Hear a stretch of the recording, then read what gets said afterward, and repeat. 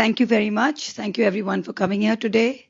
I would like to start where my esteemed colleague Bratuda left off. And I'd like to say that when a clown sits on a throne, he doesn't become a king. The palace becomes a circus. Yes. So that's exactly what has happened. On that line, we were all faced with the ironic and ridiculous sight. Like they say, अब देखने को क्या बाकी है, जो भी देखने को बाकी का आज दिख गया.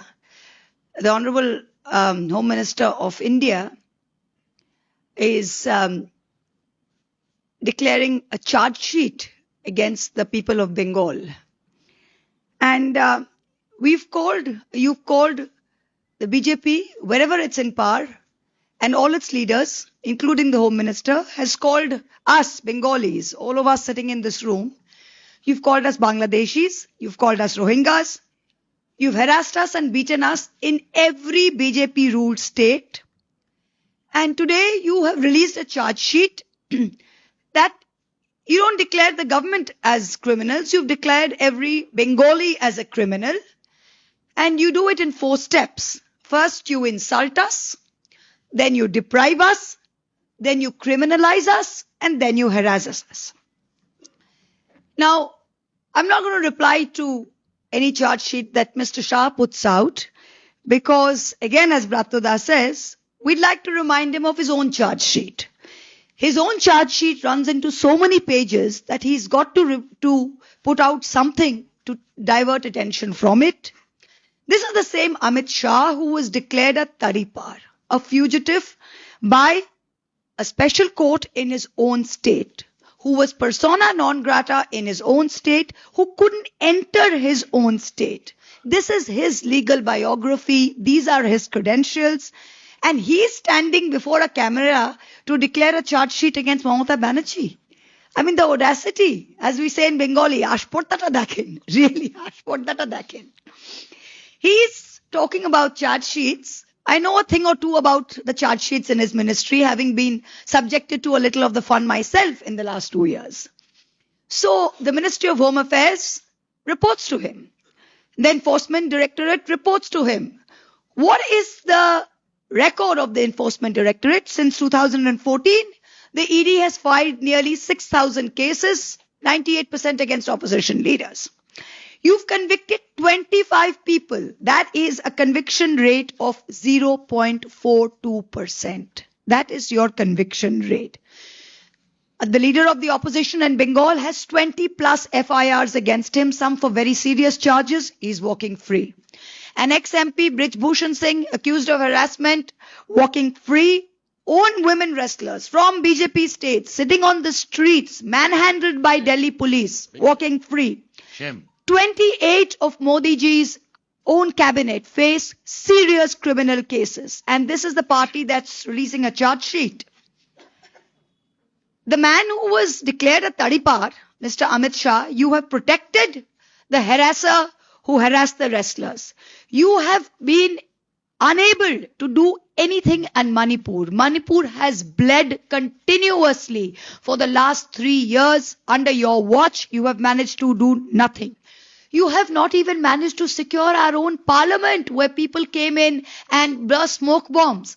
Under your watch, 26 innocent people were killed in Pahalgam, and for over 1 hour, not one security personnel could make it up to the valley where these terrorists were open fire. I want to ask you, have you managed to catch even one of those terrorists? Do any of you know here, the media? Has one person who was responsible for 26 killings been caught? On the heart of Delhi, Red Fort, which is a symbol of our sovereignty, the first independence address was done from the ramparts of the Red Fort. Lal Killa holds a special place in all of our hearts. There's a bomb explosion, a car bomb explosion. 10 to 15 people died, 20 people injured in the heart of Delhi. Delhi reports to you. You control Delhi Police, Minister of Home Affairs. What have you done? This is your record and you're putting a charge sheet. We'd like to put out 10 failures. We can put out 100. We're going to put out 10 failures of Mr. Amit Shah. You have betrayed every Indian who has trusted you with the security of this country. Number one, you run the Home Ministry, border security, internal security, both report to you. So both our external borders with our foreign countries as well as internal security within the country report to you. You were busy telling Parliament and you were busy telling India about how Kashmir after Article 370 was the safest place in the world. What happened? You invited all the tourists to come see the beauty of Kashmir. People listened. People went. Bengalis went who loved traveling. What happened? 26 people gunned down in cold blood. Where were your security forces? 2 weeks before that, your own MP from Jharkhand, BJP MP, was celebrating his anniversary party in the Khyber Hotel in Kashmir, and you had 100 security personnel paid for by taxpayer money per guest. That was the ratio. 1:100 was the ratio, wasn't it? Correct. And exactly 2 weeks later, when innocent, unarmed tourists are there, what security is provided to them? Zero. This is your record.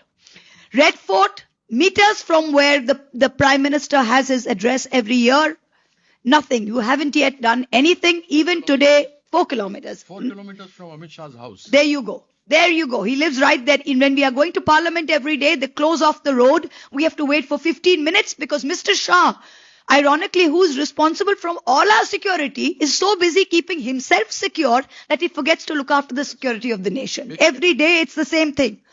Manipur has been burning for 3 years. We've spoken about it at length in Parliament. We had to bring a no confidence motion. People being raped and paraded naked, women. 2 ethnicities against each other in what can be only termed a genocide. President's rule was there. Even then, you have now come in and put in another chief minister. What have you done about Manipur? Where is the security of women in Manipur?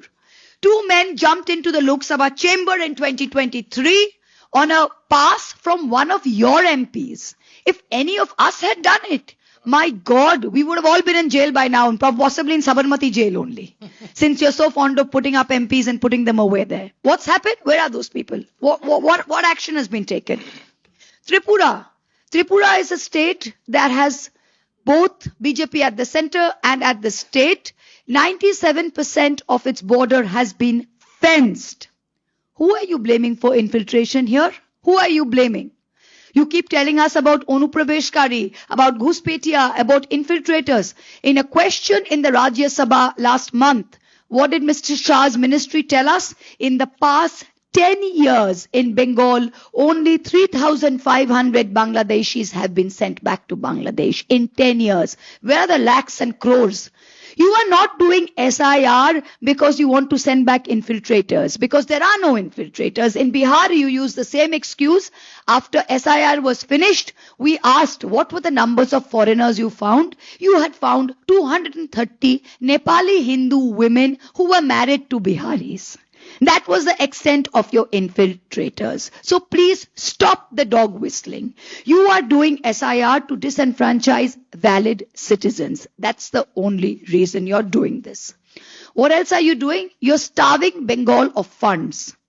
In every single part of Bengal, we have been choked. 58,000 crores owed to us under Manrega. Jal Jeevan Mission, other states like Uttar Pradesh, Maharashtra are getting 22,000 crores.